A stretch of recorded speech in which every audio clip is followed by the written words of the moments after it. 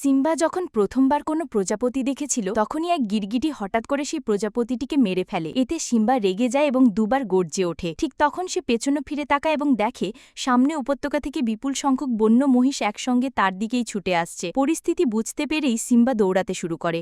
আসলে এই সব মহিষদের পিছন থেকে কিছু শিকারী কুকুর তাড়া করছিল এবং গোটা ঘটনাটা মনে হচ্ছিল আগে থেকেই পরিকল্পিত। সিম্বা প্রায় পিষ্ট হয়ে যাচ্ছিল, এমন সময় সে হঠাৎ বাঁক ঘুরে একটি পাথরের আড়ালে লুকিয়ে পড়ে আর সেখানেই অল্পের জন্য রক্ষা পায়। কিন্তু বিপদ তখনও পেরোয়নি। পেছনের সরু দেয়ার যেকোনো সময় ভেঙে পড়তে পারত। সাহস করে সিম্বা আবার দৌড় দেয় এবং সামনে থাকা একটি শুকনো গাছের দিকে ছুটে যায়। এক লাফে শেষে গাছের উঁচু ডালে উঠে পড়ে। তাকে তখন মনে হয় সে নিরাপদ, কিন্তু সেখানে গিয়েও নিশ্চয়তা ছিল না। তখনই যখন সিম্বা প্রায় হাল ছেড়ে দিচ্ছিল, তার বাবা মুফাসা এসে হাজির হন। মুফাসা তাকে বলেন, ভয় পাবার কিছু নেই, আস্তে আস্তে নিচে নেমে এসো। কিন্তু ঠিক তখনই মুফাসা একটি প্রবল ধাক্কা খেয়ে নিচে পড়ে যান। সিম্বাও পিছলে গিয়ে মহিষদের ভিড়ে পড়ে যায়। সিম্বা পুরোপুরি ভয় পেয়ে যায়। তখন মুফাসা আবার লাফ দিয়ে এসে এবং নিজের ছেলেকে দাঁত দিয়ে ধরে একটি নিরাপদ জায়গায় তুলে দেয়, কিন্তু নিজে পেছনে পড়ে থাকে। ওপরে দাঁড়িয়ে সিম্বা ব্যাকুলভাবে নিচের দিকে তাকায়, কিন্তু তার বাবার কোনো খোঁজ পাওয়া যায় না। কিছুক্ষণ পর মুফাসা কোনোভাবে ওপরে উঠে এলে সিম্বা স্বস্তি পায় এবং হাসি দিয়ে নিজের ছোট্ট দাঁত দেখায়।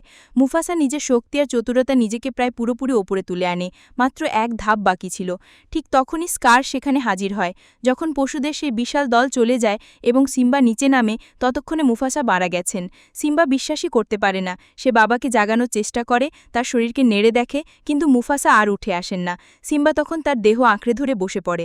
স্কার ঢিলেখিরে সেখানে আসে এবং পুরো মৃত্যুর দায় সিম্বার উপর চাপিয়ে দেয়। সে বলে সব তার কারণেই ঘটেছে, আর এখন প্রাইডল্যান্ডে কেউই তাকে বাঁচিয়ে রাখবে না। উপর দয়া দেখিয়ে স্কার বলে, তুমি এখান থেকে পালিয়ে যাও। সিম্বা দৌড় দেয়। ধোঁয়াশার মধ্যে থেকে তখন শিকারী কুকুরের একটি দল বেরিয়ে আসে। আসলে পুরো এই মহিষের দৌড় এবং হত্যার পরিকল্পনা স্কারই করেছিল। এখন সেই কুকুররা সিম্বার পেছনে ধাবা করে। আতঙ্কিত সিম্বা পথ হারিয়ে পারে এবং এক ভুলে একটি গভীর খাদে পড়ে যায়। যখন শিকারী কুকুররা সেই খাদ পর্যন্ত আসে, তারা নিচে কিছুই দেখতে পায় না এবং ধরে নেয় সিম্বা মারা গেছে। তারা ফিরে গিয়ে স্কারকে সুখবর জানায়। এরপর স্কার কোনো বাধা ছাড়াই রাজাসনের দখল নেয় এবং প্রাইডল্যান্ড রক্ষার অজুহাতে সেই ঘৃণিত শিকারী কুকুরদের রাজ্যের মধ্যে নিয়ে আসে। কিন্তু সে জানত না যে সিম্বা তখনও বেঁচে আছে। খাদে পড়ার সময় সে নিচে থাকা কাদামাটি দিয়ে গঠিত এক ঢালে আটকে যায়, আর সেই থেকেই তার প্রাণ বেঁচে যায়। এখন তার সামনে আর কোনো পথই ছিল না। সে মরুভূমি পার হতে থাকে। বহুদিন কেটে যায়, এক ফোঁটা পানিও জোটে না এবং এক সময় সে জ্ঞান হারিয়ে পড়ে যায়। পরের দিন সকালে কিছু শকুন তাকে ঘিরে ফেলে। ঠিক তখনই দুটি অদ্ভুত প্রাণী দৌড়ে এসে শকুনদের তাড়িয়ে দেয়। তারা ছিল এক বুনো শুকর ও একটি বেজি, নাম পুম্বা ও টিমন। সিম্বাকে দেখে টিমন ভয় পেয়ে 3 ফুট লাফ দেয় এবং 10 কিমি দৌড় দেয়। সে ভাবছিল এই সিংহ তাকে খেয়ে ফেলবে না তো। কিন্তু যখন সিম্বা জ্ঞান ফিরে পায়, তখন সে কোনো হিংস্র আচরণ করে না, যেটা সাধারণ সিংহরা করে। পুম্বা ও টিমন যখন সবকিছু জানতে পারে, তারা সিম্বার সঙ্গে তাদের জীবন দর্শন ভাগ করে নেয়। জীবন ছোট,